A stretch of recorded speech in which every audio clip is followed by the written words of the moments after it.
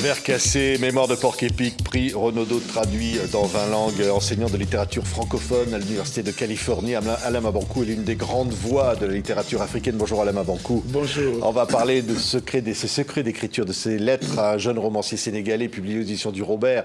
Formidable livre où il y a un dialogue sur ce qu'est écrire. Mais d'abord, je voudrais d'abord parler de l'Afrique, parler de ce qui se passe aujourd'hui.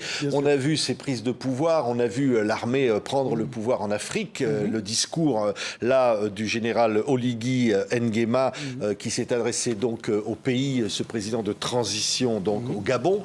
Comment vous voyez ce qui se passe en ce moment en Afrique? Ce que je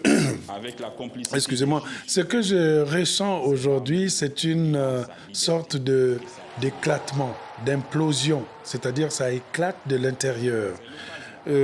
Au début, au milieu des années 2000, disons 2016 plutôt, on sentait déjà que les régimes africains vivaient sous perfusion. Et il suffisait qu'il y ait un petit tremblement pour que la piqûre s'enlève et que ceux qui ont pris en otage le continent puissent libérer les choses. On avait parlé, pour moi, à cette époque-là, de la révolution du bassin du Congo. Oui, vous l'aviez annoncé déjà il y a des années dans un tweet. En 2016, parce qu'en 2016, c'était la succession peut-être de la plupart de ces régimes. Vous voyez, leur caractéristique, c'est qu'ils changent les constitutions, ils changent l'âge, je ne sais pas, maximum pour entrer en candidature, et puis ils essayent de trouver les éléments légaux qui pourrait écarter l'opposition. On va vous dire, il faut avoir le père de ceci, mère gabonaise, mais pas, etc. Ce sont des constitutions qui ont été taillées pour laisser tranquillement ces dictateurs pérenniser leur forfaiture. Mais là, donc, ce sont on le voit à l'instant, ce discours de ce général qui promet de maintenir la démocratie, d'organiser des élections libres, mais il ne dit pas quand. Mais c'est tout de même un pouvoir militaire, c'est tout de même le renversement du clan Bongo. Mais écoutez, dans une certaine mesure, nous ne sommes pas dans une situation du choix entre la peste et le choléra. Nous sommes dans une situation où s'il faut libérer les peuples par tous les moyens, mais on espère que ce n'est pas des moyens plutôt de confrontation, de guerre, etc., il faut le faire. Oui. Je ne comprends jamais cette maladie qui consiste à penser que rester 20 ans au pouvoir, vous allez proposer quelque chose de neuf. Si en 20 ans, vous n'avez pas construit un hôpital conséquent, si en 20 ans, l'Internet chez vous se coupe à tout moment, mais à quel moment vous allez proposer quelque chose? Donc c'était légitime de renverser Bongo, Ali Bongo. Le peuple se dit une chose qui est certaine. Je suis enfermé, peu importe la personne qui va m'ouvrir la porte pour que je sorte. Par la suite, si la personne qui a ouvert la porte devient un dictateur, ça c'est une autre paire de manches. L'histoire du continent a démontré comment parfois les militaires arrivaient puis devenaient plus tard des dictateurs. Mais nous sommes aussi au XXIe siècle, que ce soit du côté du Burkina Faso, que ce soit du côté du Gabon, on sait que nous regardons.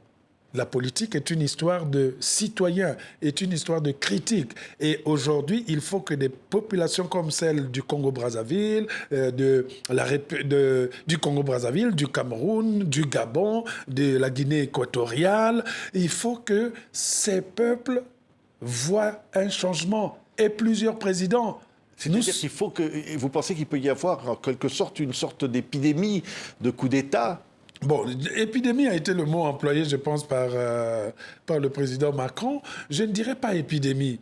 J'avais spécifié ça en pensant que normalement, ce qui se passe aujourd'hui, se serait passé aux alentours de 2010, 2011, voilà, au début de cette décennie-là, pendant que dans le monde arabe éclatait un printemps.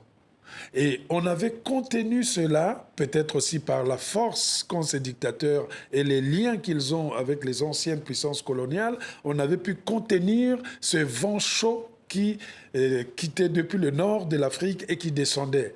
Sauf que ce vent s'était réfugié quelque part Et peu à peu, nous commençons à sentir que la révolution dans le bassin du Congo devient inexorable et que tout pouvoir essaie simplement de colmater les brèches. Mais pendant longtemps, vous allez rester en train de colmater les brèches. On ne peut pas trahir un peuple en faisant semblant de l'aider alors qu'il est en train de souffrir. Oui, et puis il y a la contestation de la France. On le voit au Niger, des négociations peut-être pour que les 1500 soldats français quittent le pays avec la junte militaire qui a pris le pouvoir en renversant le président Bazoum, qui avait été élu juste avant. Là encore, vous dites au fond, ce rejet de la France, parfois au profit de Wagner, ou des Russes, ou des Chinois, c'est quelque chose d'inexorable. Il y a une chose qu'il faudrait qu'on puisse comprendre. Les Africains ne sont pas les ennemis du peuple français. Les Africains ne recusent pas le peuple français. Les Français et les Françaises ne sont pas là à prendre les décisions. C'est la politique française menée en Afrique qui est une politique qui nous désavantage, qui nous humilie et qui nous laisse dans une attitude de sommeil léthargique. Le sommeil que nous avons, dès qu'on nous a donné le somnifère, même venant de l'Occident, nous dormons pendant des siècles et nous laissons passer la chance de voir éclater cette révolution. Oui, mais c'est la France qui est vraiment à l'origine des problèmes au Niger. C'est l'ancienne puissance coloniale aujourd'hui réellement, ou bien est-ce que, comme certains le disent, ces manifestations sont achetées, c'est ce que dit l'ancien ministre nigérien, ou bien c'est les Russes qui tirent les ficelles? Non, en général, moi je ne rentre pas dans le combat français, russe, chinois. C'est des guerres de colonisation dans une certaine mesure. La France est une ancienne, est une ancienne épouse qui a été rejetée par l'épouse russe. Donc, ce sont des jalousies inter-européennes. Nous, en tant qu'Africains, on travaille pour le bien des Africains. On travaille pour le bien du continent noir. Et qui nous dit, depuis la colonisation, puisque apparemment nous avons eu l'indépendance depuis les années 60 jusqu'à maintenant, mais dans ces espaces, dans ces anciens espaces francophones, la présence de la France, elle est toujours là. Je ne dirais pas qu'à 100%, c'est toujours la France, mais la France ne pourrait pas avoir d'argument pour dire que je n'y suis pour rien à 100%. Donc, il y a forcément la patte des anciennes puissances coloniales. Même si la ministre des Affaires étrangères, Catherine Colonna, dit la France-Afrique, c'est fini depuis longtemps. Oh, mais, vous pensez que c'est faux? Voilà. Le général de Gaulle disait il ne s'agit pas de bondir sur son tabouret pour crier l'Europe, l'Europe, l'Europe pour que ça se fasse. Non, les gens... Emmanuel Macron, le président de la République, avait dit que la France-Afrique était finie. La ministre dit que la France-Afrique était finie.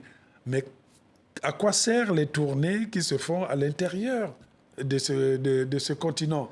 Les réunions. Il n'y a plus des réunions de la francophonie. Il n'y a plus des réunions, je ne sais pas, des États de quel type de nature. Il y a en réalité une certaine allégeance de la politique française vis-à-vis des régimes dictatoriaux africains. C'est cette allégeance... Vous dites, au fond, c'est l'échec d'Emmanuel Macron, ce qui est en train de se passer aujourd'hui?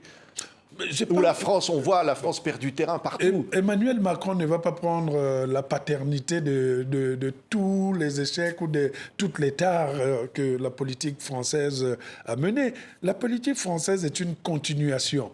Quel que soit le régime qui arrive en place, la France a une substance. La France a, en quelque sorte, un élément fondamental qu'elle estime nécessaire à préserver, que vous soyez de gauche, de droite, d'extrême, du centre, etc. Il y a cette idée de la grandeur et de la nation française. Cette idée-là, elle est partagée par tous les partis et tous les courants. Par conséquent, cette grandeur ne peut s'appliquer que si vous avez derrière vous des assujettis, ceux qui peuvent nous donner cette puissance d'aller bomber les pectoraux dans le monde entier et dire nous sommes forts parce que regardez, notre langue est vaste, notre économie est de l'autre côté, la France a donné tout. Ça, c'est une manière aussi pour les Africains de ne pas voir leur propre développement. Oui, au fond, il y a de l'espoir dans ce qui se passe aujourd'hui. Il y a réel espoir pour l'Afrique, au fond, ou c'est plus un message de désespoir qui est envoyé des Africains? Non, mais vous savez, ça fait longtemps que le désespoir était devenu l'ingrédient consommé par les peuples africains. Mais au bout d'un moment, ils ont compris que, quel que soit le désespoir, il arrive un moment où on peut voir une petite lumière au bout du tunnel. Et on suit cette lumière pour éclater, pour arriver devant la luminosité de la liberté. Et donc, nous ne sommes pas un continent désespéré, nous sommes un continent exaspéré. Alain Mabanckou, vous publiez les lettres à un jeune romancier sénégalais, je le disais, dans ses secrets d'écriture, aux éditions Robert, du fameux dictionnaire Robert. C'est un dialogue avec Alioune et c'est un cheminement d'écriture. C'est comme Julien Gracq l'a fait en son temps. Au fond, vous vous interrogez sur qu'est-ce que c'est qu'être écrivain en Afrique, et vous racontez aussi, vous racontez votre propre parcours. Oui. C'est quelque chose de vital de dire d'où ça vient l'écriture. C'était vital, et je suis content d'avoir commencé ce livre à Dakar, au Sénégal, l'année dernière, où j'ai croisé un jeune romancier qui voulait avoir des conseils pour devenir un romancier.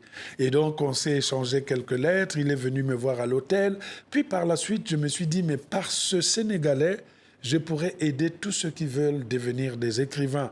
Tous ceux qui peut-être ont cette vocation, mais n'ont jamais vu les signes, n'ont jamais vu les éléments qui les conduisent vers cette vocation. Et donc ce livre est à la fois une manière de montrer comment j'avais fait, comment je m'arrange quand je suis devant une page blanche et que je n'arrive pas à avoir des idées, quelle musique j'écoute pour raviver l'inspiration, quel film je regarde pour pousser les choses dans leur création. Bref, c'est une sorte de GPS que je donne aux candidats à l'écriture et aussi à ceux qui aiment la littérature, en mettant ma propre vie à l'intérieur. Vous parlez de Sonny Labou Transi et d'autres écrivains. Vous racontez votre propre cheminement et c'est sans dire les mots, les 10 mots qui comptent de la langue française. Et au fond, vous lui donnez des conseils, vous dire où j'écris, comment j'écris, à quel moment la page blanche. Et c'est vrai, le processus de création est essentiel. Ah oui, l'angoisse. Il y a beaucoup de gens qui sont capables d'écrire des textes, mais dès qu'ils s'asseyent devant leur machine ou devant leur cahier, il y a un blocage. Ils attendent toujours de commencer par la phrase qui va rester dans la postérité. Alors que les premières phrases, l'incipit, les premiers mots des romans ne sont parfois pas les premiers qu'on avait trouvés. Parfois, on a trouvé la première phrase et à la fin, ce chapitre sera celui de la fin. Donc, parfois, le plus souvent, les gens ont des problèmes de réorganisation du texte. Vous avez tous les matériels, c'est comme un puzzle, mais vous avez mal placé les choses. Il suffit quand vous avez un manuscrit d'un roman qui fait 300 pages, si on vous dit coupez les 100 pages qui sont là et relisez le roman, ça sera un autre roman. Parce que quand on écrit, on a envie de tout déverser. C'est pas ça la cuisine. L'écriture est une gastronomie. On doit savoir choisir les aliments, donner ce qui accroît l'appétit. Donc, il y a plus de corrections que des certitudes quand on est écrivain. Vous racontez comment ces mots, ces lettres même de l'alphabet, quand vous êtes enfant, vous vous êtes trouvé devant ces lettres en disant qu'est-ce que je vais en faire. Et puis vous avez commencé à vous plonger dans la littérature. Mais alors, ce qui est incroyable, c'est la diversité de vos inspirations. Ça va de Robinson Crusoe à San Antonio.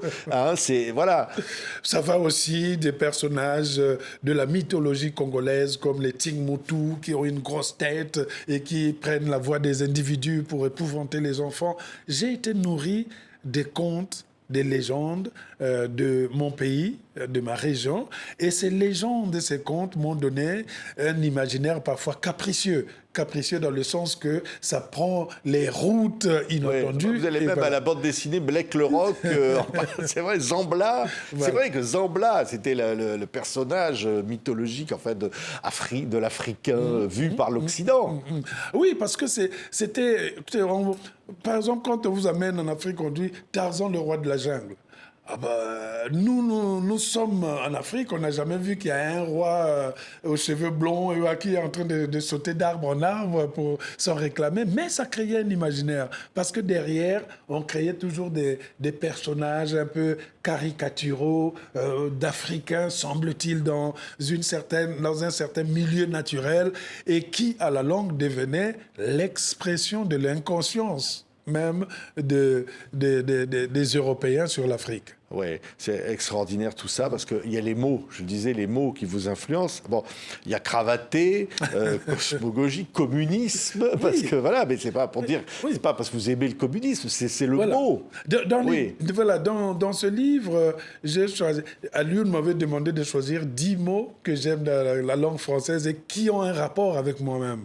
Le communisme, c'était nécessaire puisque après les indépendances, les nations africaines avaient embrassé les régimes rouges, communistes, du côté de la Russie, Yougoslavie, etc., etc. Donc nous autres qui étions à l'école primaire, on était considérés comme des pionniers, des enfants de la Révolution, et nous chantions les noms de plusieurs dictateurs, les noms de plusieurs dirigeants autoritaires, parce que nous considérions qu'ils étaient nos frères dans la lutte contre l'Occident. Alors, donc, résultat des courses, le mot communisme, quand je l'entends, il y a un son particulier qui se passe en moi. Alors, évidemment, il y a le look, hein, il y a cravaté, il y a sapeur, évidemment, bien sapé, et puis il y a descente, parce que ça, on ne se doute pas que ce mot, c'est lié à la bille, c'est lié à la sape. Ben, je pense que la sape, j'avais pris le mot sapeur, puisque c'est de plus en plus employé, venant de la sape, Société des ambianceurs et des personnes élégantes. Par voie de conséquent, quand vous êtes un sapeur, le couronnement, c'est quand vous avez une malle d'habits, de dernier cri, et que vous retournez au pays natal pour aller l'étaler, s'habiller. Donc, retourner s'appelle la descente. Un Parisien qui fait une descente est un Parisien qui s'est préparé pendant longtemps et qui arrive pour impressionner la jeunesse là-bas par son habillement, par ses manières d'être. C'est un vocabulaire qu'on trouve beaucoup dans la mode congolaise, les stylistes, les sapeurs. Oui, oui. Et puis alors, bon, c'est un livre sur les mots, hein, sur les lettres même de l'alphabet et aussi sur la musique, parce que vous dites dans ces lettres à un jeune romancier sénégalais que vous aviez toujours besoin de la musique pour écrire. Toujours. Vous n'écrivez pas sans musique. Toujours, parce qu'il vous faut avoir des éléments qui peuvent déclencher le regret, la nostalgie, les souvenirs. Mais tout cela se déclenche par des saveurs, par les odeurs, par les parfums, mais aussi par les lectures et surtout la musique. J'ai toujours écrit avec une musique en fond sonore. Et au bout d'un moment, quand je suis dans la transe de l'inspiration, si je n'entends plus la musique, c'est que je suis dans le texte et que la musique est en train de me donner un rythme. Oui, regardez ces images. Tracy la Cayenne. Et ça, si on montre ces images, très sexy, la Cayenne, voilà. Mais si on montre ces images à la Mabankou, c'est que cet artiste-là, vous la produisez. Oui. Hein, oui. Donc vous aimez ça, vous produisez cette chanteuse. Hein. Ah oui, je pense qu'avec mon ami Michel Bass, on a découvert le talent de Tracy la Cayenne, qui est une Congolaise de la RDC, née et vivant à Londres. Mais elle a la pureté de la voix qui me rappelle les Mbili Abel, qui me rappelle les Tchalamwana. Et puis elle a une présence scénique qui fait que je pense que Tracy la Cayenne va être l'une des voix les plus puissantes féminines de la rumba congolaise. Et en produisant ce titre, on a produit son single qui s'appelle Paradis, que tout le monde peut voir sur YouTube. J'étais émerveillé par son talent. Donc on prépare maintenant son album qu'on sortira en mars prochain. Bravo. Ah voilà, on n'a pas fini de l'entendre, Tracy la Cayenne, et de la regarder. Vous voyez, on va se quitter avec elle, on va regarder la musique pour se dire au revoir. Lettre à un jeune romancier sénégalais aux éditions Le Robert. Vous reviendrez nous voir cette fois pour les éditions Fayard bientôt, parce que vous publiez le dictionnaire de notre France noire de A à Z avec d'autres auteurs, et vous viendrez me voir Alain Mabankou. Lettre à un jeune romancier sénégalais. Merci beaucoup Alain Mabankou d'avoir été avec nous. Merci.